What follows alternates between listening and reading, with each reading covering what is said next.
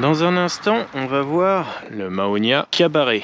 Mais avant ça, je tiens à vous faire un petit rappel. La différence entre un hou et un Mahonia. Un hou nous fait des petites boules rouges, des baies très colorées en hiver. Le Mahonia fait plutôt des baies bleuâtres, un peu noires. Au départ, elles sont bien vertes et à la fin, elles finissent un peu bleu-violet noir. Le hou a toujours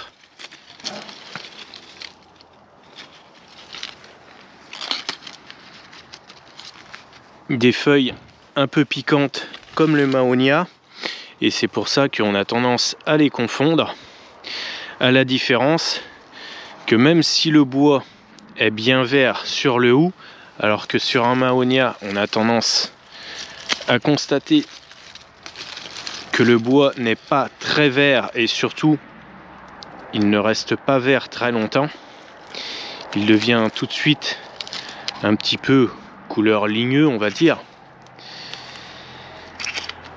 Les feuilles du hou sont relativement simples puisque on a un pétiole, un lobe, alors que la feuille du Mahonia est une feuille composée puisque ça c'est une feuille.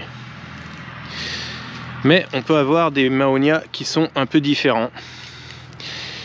Et ce qui ne trompe pas, c'est que quand on coupe une branche de Mahonia et une branche de hou, si on regarde les sections, on voit que le hou a des pousses vraiment vertes, des sections vertes. Quand on taille, on voit bien que c'est vert à l'intérieur, alors que le Mahonia, c'est toujours jaune ou jaunâtre. Ici, c'est pas très bien marqué. Mais si je dénude un petit peu, on voit bien que on a comme une sève de couleur jaune. Voilà comment on reconnaît en un coup d'œil que c'est un Mahonia. Si le Mahonia n'a pas de feuilles, il est bien possible que ce soit un Berberis. Personnellement, je ne connais pas de Mahonia qui perdent leurs feuilles. Peut-être que ça existe sur Terre, mais j'en ai pas la connaissance.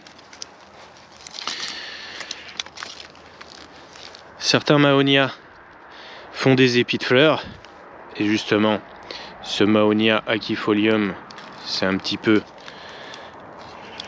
un Mahonia qui nous fait de beaux épis jaunes, et celui qu'on va voir, l'originalité, c'est qu'il ne fait pas des épis jaunes, mais des épis jaunes et surtout orange en bouton, voire rouge. Différence aussi entre le Mahonia et le hou. Le Mahonia est plutôt un arbuste. Il a un port arbustif assez compact. Le hou, lui, c'est un petit arbre, un arbre nain. Donc il est moins compact. Et pour avoir quelque chose de compact, il faut absolument le tailler, alors que les Mahonia ont tendance à être très buissonnants. Le hou, lui, va avoir tendance à s'émonder, il va perdre ses branches en bas, et il aura tendance à monter à plusieurs mètres très rapidement. Alors que les Mahonia, eux, ont tendance à rester à une hauteur assez basse, 1 mètre, 2 mètres, et 3-4 mètres pour les plus grands Mahonia. Bien qu'il existe des hous petits et des hous relativement géants, on va dire que la plupart des hous sont plutôt de petits arbres ou des arbres nains. Certains sont très buissonnants et très nains, et c'est vrai qu'il existe des hous qui sont tout petits et qui ne mesurent que 1 mètre adulte.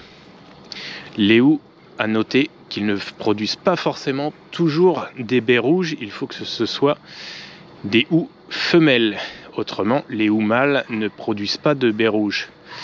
Donc si vous voyez une sorte de hou ou un Mahonia et qui n'a pas de baies rouges en hiver, possible que ce soit un hou femelle et pas un Mahonia. C'est pour ça que en coupant une branche et en regardant à l'intérieur, on peut voir une coloration jaune, même sur le vieux bois comme jeune bois. Et ça, c'est vraiment un détail caractéristique. Vidéo du cabaret. Pour ceux qui n'ont pas peur des plantes qui piquent un peu et qui n'aiment pas trop les fleurs jaunes, ce Mahonia offre des fleurs orange. En bouton, elles sont même rouges. C'est un Mahonia qui est moyennement agressif. Je dirais moyennement parce que ce n'est pas le plus agressif des Mahonia. On peut le toucher un petit peu, mais il a des feuilles quand même très pointues, un peu comme un hou. Alors ce n'est pas le plus agressif, il ne mord pas, mais par contre il pique quand même un peu. La floraison se trouve être relativement durable. Nous sommes fin août. Il est fleuri depuis déjà quelques semaines. Et on observe encore des petits épis qui commencent à sortir. Alors peut-être c'est l'humidité qui provoque une floraison aussi longue cette année, car il pleut quasiment tous les jours et on n'a pas trop de chaleur. Alors les épis sont relativement longs. Ils mesurent 15 à 20 cm de longueur. D'ailleurs on voit un petit épi qui pousse. Il y en a même un deuxième à la base de celui qui commence à terminer sa floraison. Les fleurs ne sont pas bien grosses, c'est vrai. En bouton, ça forme des petites boules orange, vraiment toutes petites, d'environ 3-4 mm de diamètre. Il y a quelques fourmis sur la plante. Et la fleur ouverte n'est franchement pas grande, puisqu'elle mesure environ 6 à 10 mm de diamètre maximum. Le cœur de la fleur est un petit peu jaune, autrement les pétales sont plutôt orangés. C'est une floraison beaucoup plus discrète que la plupart des Mahonia. Il pousse aussi assez lentement, un petit peu comme certains Mahonia d'hiver, ou plutôt les Mahonia à feuilles de houx. Alors en croissance, je dirais entre 20 et 30 cm par an. Il mesure actuellement environ 1,20 m. Il doit avoir à peu près 50 plantations. On ne peut pas dire qu'il soit très vigoureux. Voilà, cette année, il a dû faire ça. Donc, il a fait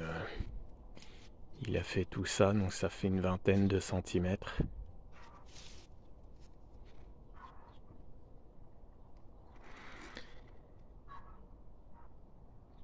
Comme tous les Mahonia, le bois est jaune. L'écorce est plutôt brune. Les pousses assez solides, assez épaisses, puisque les jeunes pousses sont toujours très épaisses ou quasiment toujours très épaisses sur les Mahonia. Elles font tout de suite 8 à 10 mm de diamètre dès la première année. Mais ensuite, le bois ne s'épaissit pas très vite. Alors j'imagine qu'il va grimper assez facilement à 2 mètres, mais c'est plutôt une petite variété. Les Charity étant bien plus coriaces, à fleurs jaunes, piquent beaucoup plus fort mais poussent beaucoup plus vite et atteignent très rapidement 3 mètres. Celui-ci n'est pas un nain, mais c'est plutôt une variété un peu plus réduite.